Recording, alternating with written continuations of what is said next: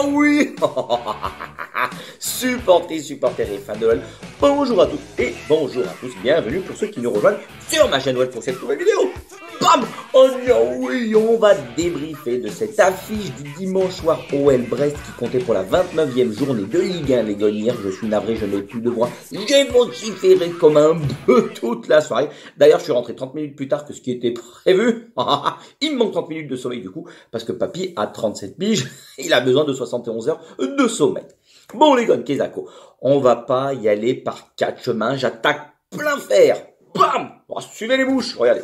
Union nationale des tocards et les bananes de France. Tous les chibrés étaient au rendez-vous. Mais regardez-le. Mais regardez-moi ça. Je peux le garder? Je le vire. Monsieur Vernis, c'était pas nul. C'était nul et renul votre prestation. Ça fait nul au cul, baba. Merde. Attends, tu pues la merde. Il n'y a pas d'autre mot, je peux rien dire. Mais quel guignol. On n'en peut plus. Oh là là, c'est le seul point noir de cette soirée mémorable pour tout amoureux de foot qui vient gâcher la fête comme d'habitude. Deux équipes magnifiques qui ont donné du plaisir à 54 000 spectateurs, plus tous ceux qui étaient dans le monde entier. Il y a eu des pay-per-view jusqu'à Macao et Vegas. C'était 75 €, les droits d'accès. On me le dit dans l'oreillette d'ailleurs. Mais encore et toujours les hommes en noir qui ternissent le jeu. Et on va encore parler de quoi au lieu de mettre en avant les 22 spectateurs de la soirée? Eh ben, c'est les erreurs d'arbitrage, de ci, de ça. Chaque semaine, c'est pareil. C'est l'escalade de l'horreur. Mais jusqu'où on va aller? Bam, l'arbitrage français est en plein naufrage, c'est le constat Concordia. Tout le monde s'est barré du navire, les rats sont restés bien entendu. Mais voilà, l'arbitrage français, il est dans le désert, mais sans gourde. Réveillez-vous, dis donc. C'est fini, oui. Ça va partir. Hein. Bon, voilà, c'est le coup de gueule pour démarrer la vidéo. Mais on va revenir bien avant, avant tout, ce qu'on a vu sur le terrain, sur le rectangle vert, c'est le pestacle qui vraiment, voilà, on va pas s'attarder sur l'arbitrage parce que ce serait insulter le match que l'on a vu hier, parce que tous les acteurs méritent bien entendu qu'on mette en avant leur comportement sur le pré. C'est pour ça qu'on va au stade, c'est pour ça que certains font des heures de route avec leur minigun pour venir supporter leur équipe. Le foot, c'est le seul sport qui peut procurer ces émotions, les gars, c'est pour ça qu'on le regarde. Si la brigade du kiff, elle passe aujourd'hui, on prend encore une fois perpète. Mais quel bonheur, quelle joie. Ah, le paquet de 50 grammes de M&M's que tu payes 55 boules, la saucisse frite à 65. Ah ouais, à un moment donné, tu sens que la quenelle, elle passe quand même mieux, croyez-moi, à mon expérience. Une ambiance de folie, de rebondissement, de la tragédie, de la gadoche à volonté.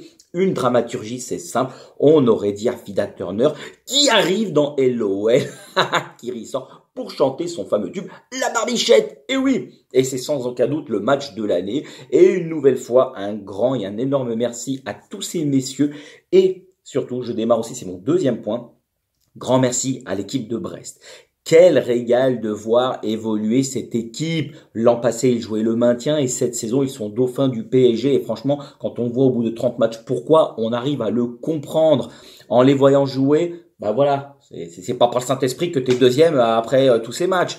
Tous les entraîneurs qui ferment le jeu, qui ne font que défendre bas, qui gardent les bus, qui les partent, qui font bégayer sévère le monde du foot. Prenez-en de la graine, c'est pas une question de budget, c'est pas une question de la main, c'est une question de philosophie. Et il en faudrait beaucoup plus des équipes et des entraîneurs comme Brest et comme Éric Roy, parce que c'est avec cette philosophie que dans un grand match, il faut deux belles équipes, et c'est ce qui a été le cas hier. Et je suis sincèrement peiné pour Brest que la défaite soit aussi cruelle et forcément marquée par éternies les erreurs d'arbitrage, parce que voilà, moi je vais pas bouder mon plaisir en tant que supporter des Gones. Même si j'ai peut-être un reproche à faire à Brest, c'est qu'à 3-1, vous n'auriez jamais dû continuer à produire autant de jeux. Non, 3-1, il faut savoir fermer la boutique. Tu regardes la montre, c'est 20 h, terminé, voilà, un petit palais breton et ça dégage, bande de nazes. C'est encore ce manque d'expérience qui peut-être vous a mis dans la sauce hier. Et ce type de rencontre va vous faire apprendre, surtout que l'année prochaine, j'espère que vous serez qualifié en Champions. Mais voilà, lorsqu'en plus, tu arrives à renverser le score, t'es mené un peu contre le cours du jeu, et ben là, il faut savoir mettre le rideau. Par contre, en plus, avec une victoire qui vous aurait pu vous tendre les bras, c'était la Champions assurée. Donc oui, je suis excédé. Oui, j'arrive même plus à parler. Parce que vraiment, j'ai été épaté et enjaillé par le match de nos amis brestois. Et une fois de plus, Voilà, malgré la querelle, je vous félicite parce que franchement, vous avez été à la hauteur de l'événement. Va falloir digérer maintenant et croyez-moi que si vous évoluez à ce niveau, comme la semaine passée, même si attention, ça fait 7 buts en 2 matchs contre Metz, vous étiez bien, ça s'est écroulé également. Donc attention, vous risquez de finir sur le podium, mais il va falloir s'accrocher jusqu'au bout. Mais les points que vous avez perdus hier soir, eh ben on va faire en sorte que face à Lille et face à Monaco, que l'on va jouer dans les 3 prochaines semaines, on va vous les rendre. Pas de moustaire, c'est un prêté pour un rendu, les gones. Et oui, bon, on va analyser un peu plus le match en détail. Et commencez pas à m'emmerder. J'ai la main lourde, ça va ricocher sur le voisin, bim bam boum, ça part dans tous les sens. Attention, hein.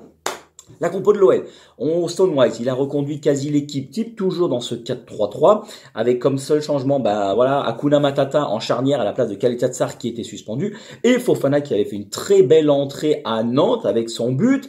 Et ben voilà, on lui a donné sa chance, c'est bien géré par Stonewise à la place de Nuama qui ces derniers temps est hors sujet. Tolisso une nouvelle fois préféré à Mangala dans le trident du milieu, et ça va valoir son pesant de cahuète. Et après, sur l'ensemble du match, on a quand même été moins bon que Brest, qui techniquement, dans les enchaînements, a bien mieux maîtrisé le cuir que nous. Il y a un circuit de passe, il y a des combinaisons dans les petits espaces, des mouvements tellement fluides qu'on a eu énormément de mal à les contenir, notamment au niveau des offensives et de leur milieu de terrain. Tu sens que c'est une équipe qui est rodée, qui a une certaine philosophie que l'entraîneur a mis en place, et les joueurs adhèrent à cette philosophie et ils s'en sortent très bien. Et franchement, c'est sans cesse en mouvement, bim bam boum, c'est dans tous les sens, ça fixe d'un côté, ça renverse de l'autre, et vraiment du stade on sentait une très belle maîtrise collective. C'est pas pour rien, comme je vous l'ai dit, qu'ils sont seconds au classement. Et de notre côté, on n'arrive pas encore à afficher cette régularité dans le jeu, cette maîtrise sur 90 minutes. Mais par contre, à défaut d'être prêt et d'être fin techniquement, on a les ressources mentales pour mettre ce brin de folie, emballer un match sans jamais renoncer, quelle que soit l'évolution du score. Et on le voit ces dernières semaines, c'est un peu souvent ce qui se passe. Dans l'adversité, dans la dureté, dans l'épreuve, on arrive à s'en sortir parce que les caboches, elles sont au rendez-vous. Et je l'ai déjà dit plusieurs fois, mais sans même jamais maîtriser un match sur 90 minutes, ce qui est quand même dingue, c'est qu'on arrive toujours à s'en sortir au panache. Dis donc, oui. Et la différence, on l'a créé sur nos ressources, justement, mentales, parce qu'on n'a pas encore assez de certitude dans le jeu. Pour l'instant, ça tient. Jusqu'à quand, je ne sais pas, mais je pense que ça va tenir pour de bon. Parce qu'offensivement, on a une force de frappe qui est quand même assez étonnante. Et une nouvelle fois, je le dis et je le redis, mais l'impact du général des deux extrémités sur le terrain, elle se fait de plus en plus pressante et de plus en plus grande. L'impact du général Lacazette, sincèrement, je ne sais pas si on se rend compte de la chance d'avoir un tel joueur dans son effectif, qui plus est à un poste déterminant dans le foot moderne, c'est-à-dire à la finition. Ah, Dieu bénisse, la vérité au-dessus, c'est le soleil. Ah ouais, quand t'as un général pareil, tu pars à la guérilla, pépouze. Ah ouais, tu fumes ta tige et ton clopo tranquille. Et quand de l'autre côté, dans la cage, t'as un mec, voilà, qui te sort un caramel sur 2, t'es bien. Parce qu'en plus, le match, je vous mets les petites statistiques en parallèle, il a été agréable, il y a eu plus de 35 tirs, la moitié des tirs ont été cadrés, donc vraiment, ça a été un match plaisant et agréable. Et en première mi-temps, on rentre à 1-0 au vestiaire, et comme je vous dis, on peut remercier Anto qui nous sort de la sauce, la béchamel dans laquelle on se serait fourré, on s'en serait pas sorti une fois de plus, parce que les parades sur le ciseau de Doumbia, le caramel de Satriano, qu'il repousse à chaque fois sur la barre, ce sont des arrêts qui valent de l'or, surtout à un moment clé critique en fin de journée.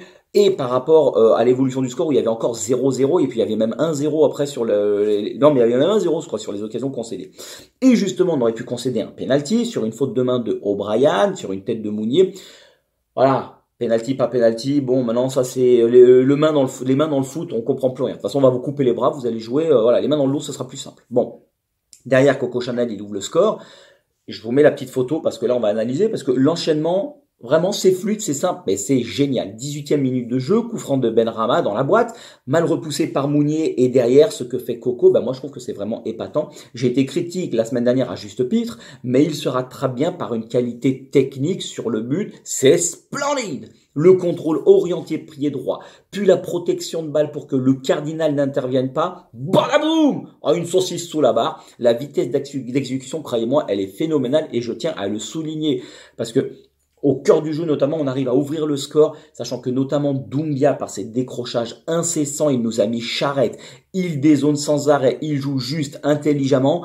Heureusement qu'Éric Roy l'a sorti, parce que ça coïncide justement avec l'écroulement buvette côté brestois, et notre retour en grâce.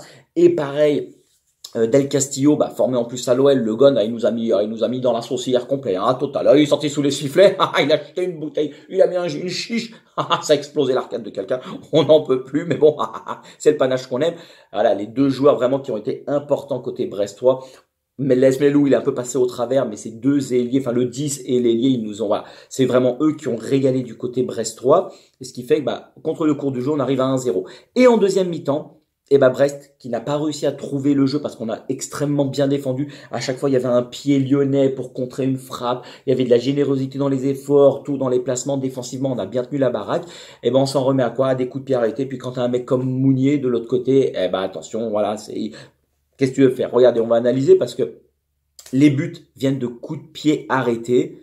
Et en 7 minutes, le match a basculé vraiment dans l'incompréhensible vu du stade. Bon, ils égalisent. Je vous mets une petite photo du 1 partout, ça va être assez rapide. C'est l'égalisation à l'heure de jeu.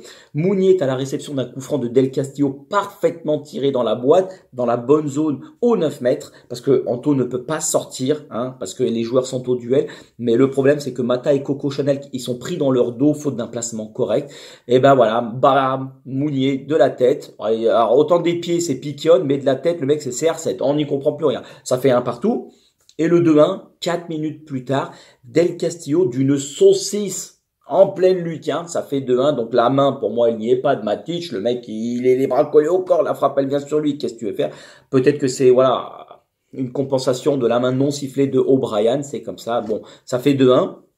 Et j'ai revu les images. Oh, mais c'est pas possible. Mais t'es vraiment une banane ou une trompette. Mais il n'y a pas d'autre mot, Vernis. Mais qui c'est qui nous a pondu cet arbitre? Enfin bref. Et voilà. Bon. Le gun, Del Castillo, il nous met dans le dur. On est mal. Ça fait 2-1. Et qu'est-ce que tu te dis? Bon, eh ben, ça va faire 3-1. Mais par contre, le 3-1, je prends le temps de l'analyser, sincèrement, les guns. Parce que l'action et la transition de Brest, c'est du pur génie. Je peux vous dire que si c'est le Barça qui fait cette action collective, les images, elles font le tour du monde. Donc, moi, sur ma chaîne, vous êtes peut-être 3 personnes, 3 pecs noirs, regardez les vidéos. Ben, je le mets parce que ça vaut vraiment, vraiment le coup d'œil s'y attarder. 67e minute de jeu. Sur le côté gauche brestois, il y a Alex qui fait une remise vraiment mal ajustée et qui, voilà, elle est mal appréciée dans le camp brestois. On voit que sur cette première photo, tout le bloc adverse est dans ses 30 mètres. Avec, comme souvent, on l'avait vu hier soir, il y a des prises à deux sur les ailes pour éviter de bloquer les passes intérieures, éviter les projections vers l'avant de nos faux follets, voilà, qui sont sur les ailes.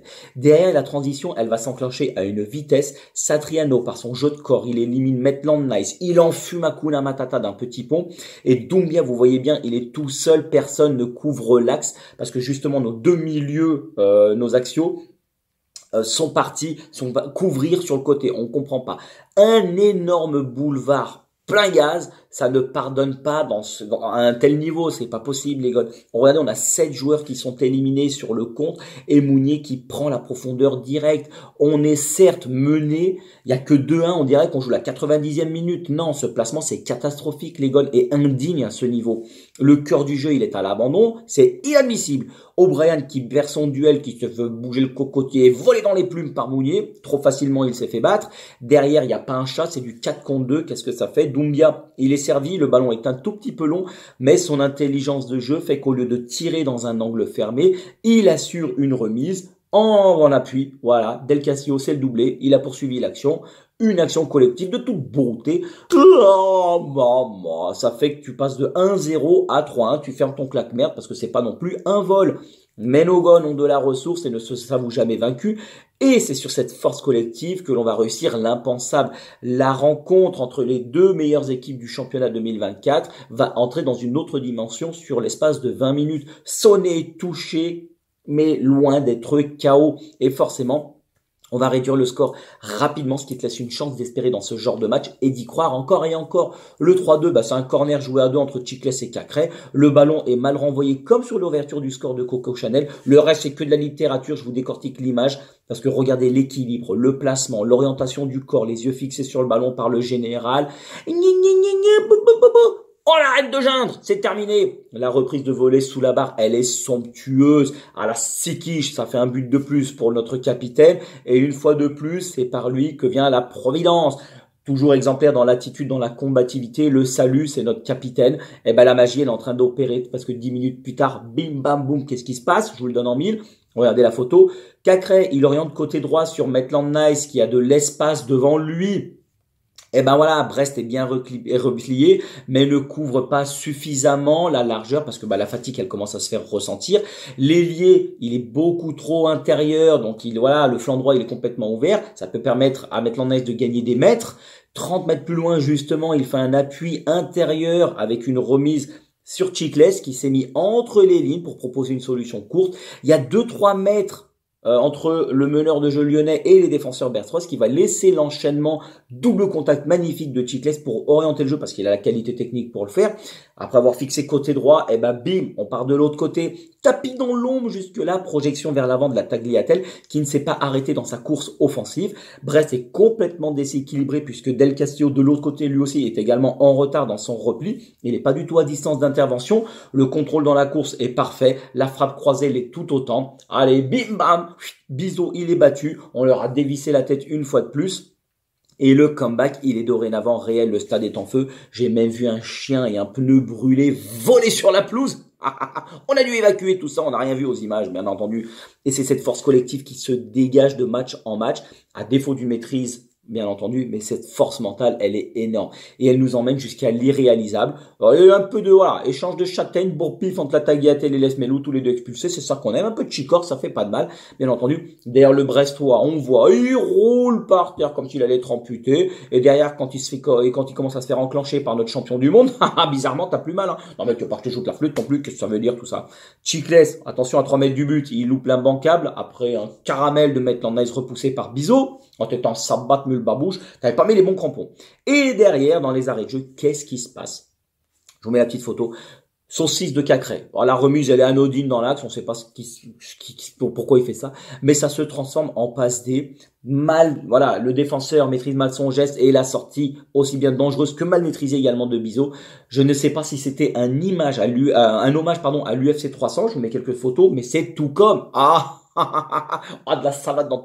franchement, bravo. Et franchement, Tsaroukian, Dieu bénisse, tu m'as régalé. Bon, en effet, en espérant qu'il y ait rien de grave pour notre capitaine, que le choc soit sans conséquence, parce que ce serait une énorme perte. Donc, prompt rétablissement à notre capitaine. Le penalty est justifié, la sortie n'est pas maîtrisée. Sans trembler, Maitland Nice qui met un terme à une soirée d'anthologie. Surtout qu'on avait une sorte de pression. Donc là, on gagne ce match 4-3 hier. Parce que la pression, pourquoi? Parce que Lens et Rennes se sont une nouvelle fois vautrés comme des sombres mers dans le caniveau dégobillés sur leurs souliers. Le classement... On met une petite photo en parallèle. Cette victoire nous fait remonter actuellement à la 7e place, à seulement 3 et 4 points de Nice et Lens, qui sont respectivement 5 et 6e, même si les Aiglons, ils ont un match en moins à jouer face à Paris. Tout est possible, je n'ai eu de cesse, de vous le répéter depuis des mois et des mois. Cela porte ses fruits aujourd'hui, dorénavant, et même Stonewise le dit, on va regarder vers l'avant, et c'est fini de regarder derrière dans le rétro. De toute façon, il y avait personne quand on était dernier, mais qui l'eût cru après 7 points en 14 journées, au soir de la défaite 2-1 face à Clermont à domicile.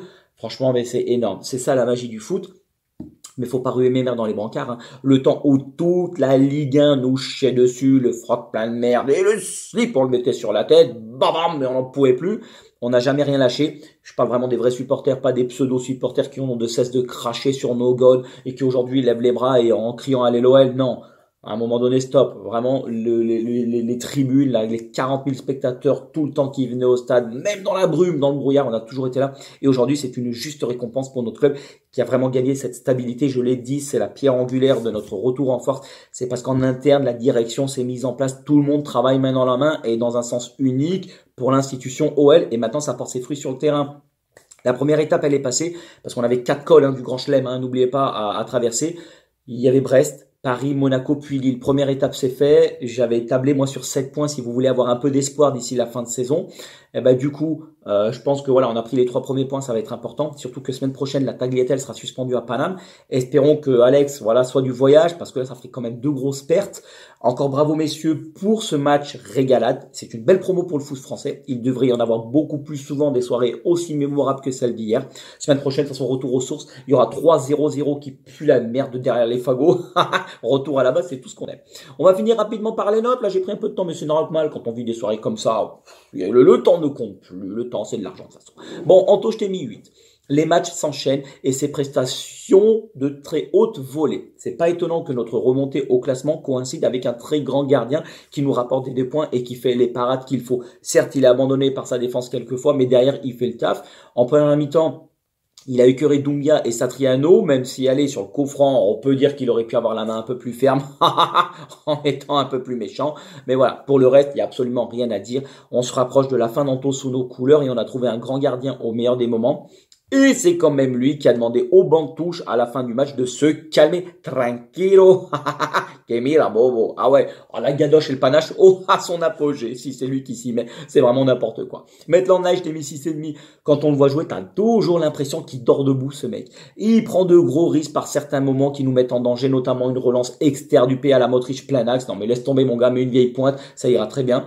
Ah, il s'est fait voler dans les plumes physiquement, mais il n'a pas non plus trop été inquiété défensivement. Il envoie un caramel sur le raté, voilà, de Chicles à l'origine de l'égalisation. Mais, voilà, sur le moment du penalty, malgré une attente interminable, il a réussi à garder son calme et son flegme british. Tagliatelle, je t'ai mis 8. Match monstrueux pour ma part du latéral argentin. Je m'en balèque du rouge. C'est ça qu'on veut. C'est le panache de la chicore et on écroule la buvette. Je l'ai trouvé généreux dans l'effort, enragé comme un jeune chien fou. Comme on atteste son tac dans la surface de Brest pour récupérer le ballon. Il y a cru jusqu'au bout, un but à la clé pour son énorme travail durant 85 minutes. Défensivement de grosses interventions et une combativité. On va faire tortiller du fion, il n'y a pas d'autre mot. Hakuna Matata, l'axe, un peu fébrile, je t'ai mis 6 par moment dans un poste que tu ne maîtrises pas encore. Voilà, ça reste du dépannage dans l'axe. Bon, Mounier, c'est un gros client. C'est fautif sur le but, sur l'égalisation, pardon, comme Coco Chanel, parce que tu as été trop laxiste au marquage. Faut être beaucoup plus proche, surtout face à des joueurs de cette trempe au niveau du jeu aérien. Mais ça reste quand même un match plus que correct dans l'ensemble. Le Big Jack, j'ai mis 6. Une main qui aurait pu et dû peut-être voilà valoir un penalty pour Brest. T'es quand même à l'origine de l'ouverture du score parce que t'es allé à la gadoche, hein, ça a chicoré un peu, mais tu t'es pas laissé faire. T'as de très belles relances hier, j'ai trouvé, qui ont apporté de la verticalité dans notre jeu et c'est ça qu'on veut Gon au niveau des défenseurs qui prennent quand même des risques. Mounier, bah voilà, c'est un gros client. Tu as su répondre majoritairement à l'impact physique sur le match. Par contre, sur le but, comment tu te fais bouger, mon Gon, là, ça, c'est non. Là, c'est la première et dernière fois parce que sinon, je viens chez toi. Hein. On va discuter. Hein. Là, je veux laisser passer une fois, mais pas deux. Mathilde, j'ai mis 7. Parfois un peu trop lent dans les transmissions, ce qui lui a valu des pertes de balles. Mais bon, c'est son style. Mais alors, quel régal techniquement. Il est tellement au-dessus de la mêlée. T'as l'impression que c'est un daron qui joue avec ses enfants. Voilà, c'est aberrant de facilité. Il a été un peu éteint en première mi-temps parce qu'il a eu du mal à se trouver, à se positionner par rapport au pressing brestois et à leur qualité, hein, tout simplement. Mais il a été en deuxième mi-temps d'une générosité pour un vieillard. Ah, franchement, il a ratissé, il est allé au charbon. Il n'a pas lâché et sa qualité technique et ses protections de balles nous ont fait un bien fou. Et que dire de son comportement sur la fin où il harangue la foule. Ah ouais, franchement, on se serait cru dans un derby. Ah ouais, je peux te dire qu'il est pas venu pour entendre péter les boucs quand il a signé à l'OL. Coco Chanel, j'ai mis 6,5. 75 frappes, un but. Bon, et quel but? On l'a analysé. Bah, si t'étais un pigeon, fallait pas venir zoner au-dessus du Groupama Stadium parce qu'il les a dégommés un par un. Mais rien que son enchaînement, c'est une pure merveille, je te pardonne. Préféré à Mangala. Il a joué juste, sans trop de prise de risque et s'est rendu disponible pour le copain. C'est une copie vraiment intéressante. Et c'est son fantôme, pardon, qui est resté à Nantes, heureusement pour nous. Cacré 6,5, quelques imprécisions techniques et perte de balles, mais toujours une activité irréprochable.